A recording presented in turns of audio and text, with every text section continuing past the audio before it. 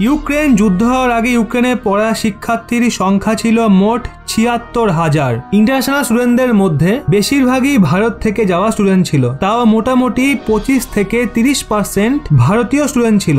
ভারতের এরকম হাজার হাজার শিক্ষার্থী বহু বছর ধরে ইউক্রেনে পড়াশোনা ডিগ্রির জন্য লাখ লাখ কোটি টাকা খরচা করে ইউক্রেনকে বার্ষিক কয়েক মিলিয়ন ডলারের ইনকাম এনে দিত। কিন্তু তা সত্ত্বেও রাশিয়া যখন ইউক্রেনের ওপর আচমকা হামলা করে বসে, ওই সময়ে ভারতীয় স্টুডেন্টদের ইউক্রেনে ভেদাভেদ এবং অসন্তোষের সামনা করতে হয়েছিল। অনেক ভারতীয় স্টুডেন্টদের সঙ্গে ধাক্কাধাক্কি মারপিটও হয়। যদি ভারত সরকার অ্যাক্টিভ হয়ে সময় মতো অ্যাকশন না নিত বা এই বিষয়ে নজর না দিত, তাহলে ভারতীয় শিক্ষার্থীদের ইউক্রেনের বর্ডার থেকে বেরোনো অনেক মুশকিল হয়ে যেত। এটা তো নয় গেল ইউক্রেনের পরিস্থিতি, যেখানে এই সময় যুদ্ধ চলছে। কিন্তু যেই ভারতীয় স্টুডেন্টরা মাঝপথেই কোর্স ছেড়ে ইউক্রেন থেকে ভারতে চলে এসছে, ভারতে এসেও তাদের সঙ্গে খুব একটা ভালো ব্যবহার করা হচ্ছিল না। কিছু সপ্তাহ আগেই রিপোর্ট এসেছিল যে ইউক্রেনের টিচার্স প্রফেসর ভারতীয় শিক্ষার্থীদের সঙ্গে ভালো ব্যবহার করছে না, কারণ ভারত সরকার ইউক্রেনকে না তো হাতিয়ার সাপ্লাই করছে আর না তো ইউনাইটেড নেশনের মঞ্চে ডিপ্লোম্যাটিক সাপোর্ট দিচ্ছে। যেই কারণে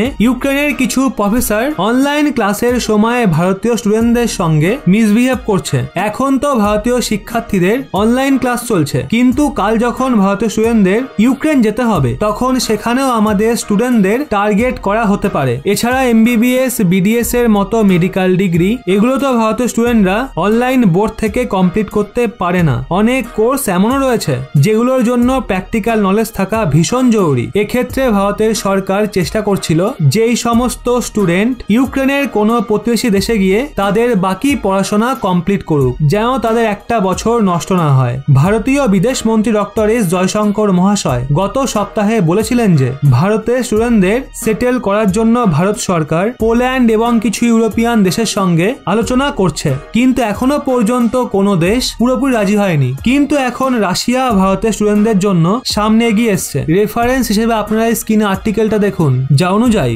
ভারতের স্টুডেন্ট যারা ইউক্রেন যুদ্ধের কারণে নিজেদের কোর্স মাঝপথে ছেড়ে ভারতে ফিরে এসেছিল, তাদেরকে সাহায্য করার জন্য এখন রাশিয়া এগিয়ে এসছে। রাশিয়ার ভারতে যে এমবেসি রয়েছে, তার ডেপুটি চিফ রোমান বাবুস্কিন এই বিষয়ে তথ্য দিয়ে বলেছেন যে যেই ভারতীয় স্টুডেন্টরা মাঝপথেই তাদের কোর্স ছেড়ে ইউক্রেন থেকে ভারতে এসেছে, রাশিয়া সিদ্ধান্ত নিয়েছে যে সেই সমস্ত ভারতীয় স্টুডেন্টদের রাশিয়ান ইউনিভার্সিটিতে ডিগ্রি কমপ্লিট করার অফার দেওয়া হবে। যদি ওই শিক্ষার্থীরা রাশিয়াতে এসে তাদের ডিগ্রি কমপ্লিট করতে চায়, তাহলে তারা সেটা করতে পারে। এটা সম্পূর্ণ তাদের সিদ্ধান্ত। ভারতীয় স্টুডেন্টদের তাদের PVRCR এর মার্কশিট, একাডেমিক রেকর্ড, ফি ডিটেলস এবং কিছু ডকুমেন্ট ভারতে অবস্থিত রাশিয়ার এমবেসি এবং কনসুলেটসকে সাবমিট করতে হবে, যেগুলো রাশিয়ার অফিসাররা রাশিয়ান ইউনিভার্সিটিগুলোকে শেয়ার করবে। তারপর রাশিয়ার ইউনিভার্সিটিগুলো ভারতীয় স্টুডেন্টদের সঙ্গে যোগাযোগ করে রাশিয়াতে কিভাবে আগামী সময় তাদের কোর্স কমপ্লিট করবে সেটা ডিটেলস দেবে। যদিও ফিস নিয়ে কি সিদ্ধান্ত নেওয়া হবে সেটা ডিসাইড করা এখনো বাকি আছে। তবে যাই হোক বন্ধুরা, রাশিয়ার এত বড় একটা মানবিক সিদ্ধান্ত নিয়ে আপনাদের কি মতামত কমেন্টে অবশ্যই জানান।